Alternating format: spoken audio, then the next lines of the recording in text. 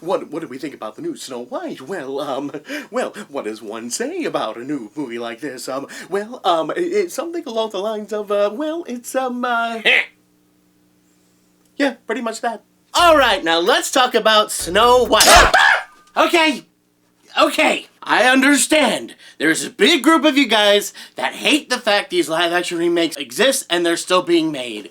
And then there's another group of you guys who love Disney and assume that everything they make is going to be perfect. And I feel like the internet has decided you have to be on one side or the other, and I absolutely feel stuck in the crosshairs. So can we stop for just a minute and remember that we are human beings with complex emotions? Let me just take a moment to say I'm not on either side. I'm not rooting for Disney to fail at every moment, but I don't blindly think everything they do is perfect. Okay? I'm gonna share my opinion now. Remember, opinion! Totally fine if you agree or disagree. No shame. With that, I don't think this movie is bad enough to get mad at, and I don't think it's good enough to defend. Hey, stop it! Yeah, just to me, I didn't really get a whole lot out of this. I never really got emotionally invested at any point, but I can see how people are fans of this, and I could also see people being not big fans. I feel like I'm kind of in the middle. There's a few things that I can appreciate, but overall, I didn't really get into it, and it wasn't really a film for me. Also,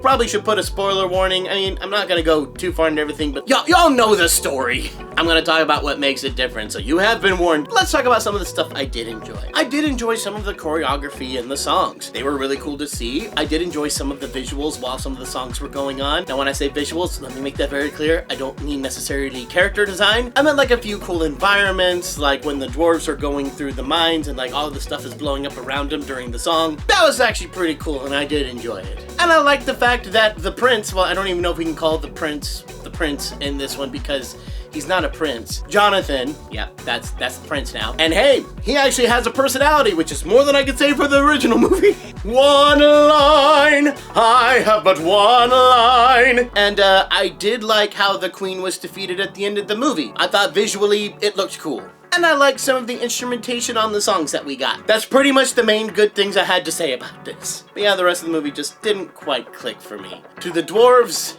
yeah, I didn't hate him, but I definitely didn't like him either. First off, let's talk about the design. Yeah, it's nightmare fuel. And I thought it would grow on me as the movie went on, but no, it didn't. In fact, most of them got worse. Dopey got worse. A lot worse. But while we're on the subject of Dobby, let's keep going down that rabbit trail. He talks now.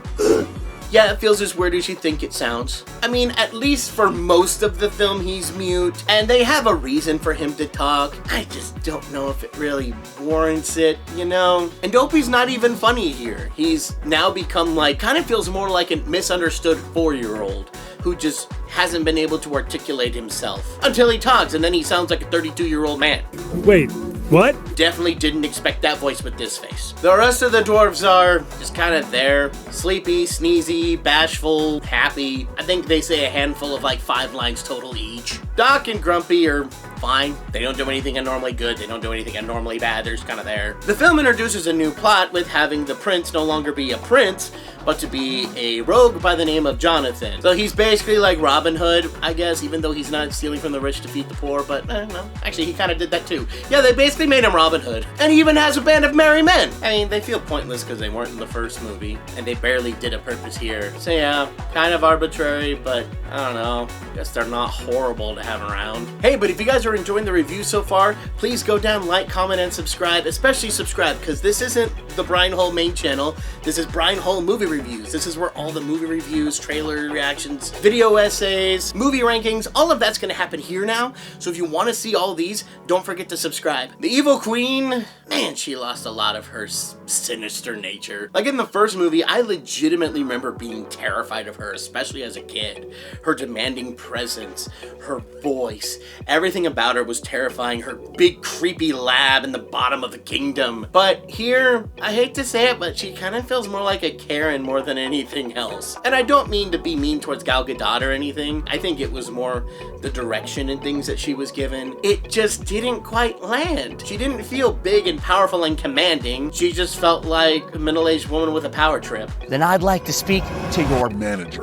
which I guess is technically what the evil queen is, but the original movie made her feel like a genuine, terrifying threat. Especially they gave the evil queen a song here. Yeah, really didn't help. It felt like it was something out of a Disney Channel original movie. Oh, not good. But now let's get to the big issue, Snow White. And yeah, I'm gonna be honest, I didn't quite buy the new Snow White here. I know there's a lot of people that are hating on Rachel Zegler right now, and I don't know about all the stuff behind the scenes. I don't care about all the stuff behind the scenes, but it still just felt very stilted and no emotion. It almost felt like Snow White lacked a personality. It felt like her only characteristics in this were, I must be a good leader, and I will be nice to you. But other than that, she kind of felt robotic. Like, if you ask me anything that this new Snow White likes, I'd be like, well, she likes giving people pies, and she's really good at remembering names. That's the most I can say about her personality. She feels like such a blank slate, but in like a boring way. Like, I know a lot of times the main character is supposed to be a bit of a blank slate, so you can put yourself in those situations in that scenario, but there's nothing, no little quips, nothing like that, no little hints of sarcasm or anything to show any ounce of a separate personality. I don't know, I just felt nothing towards her. Like, throughout the movie, it also felt like there was this big tone problem. Like, a song would come on and the characters would be overly big, which is like da, da, da, da, da, da, which is great for musical theater. You want that. But then it goes back into the film elements when the song's over, and then everyone gets really hushed tones and get close to the camera. Yeah, we gotta play this like a dramatic film. Jumping straight to the tones do not match at all. Because they made the new plot so serious, all the goofy, fanciful elements from the older movie feel really out of place.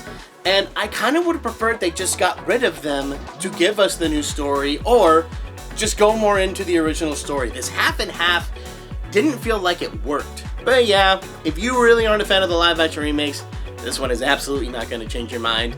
But if you like them enough, there might be something here for you.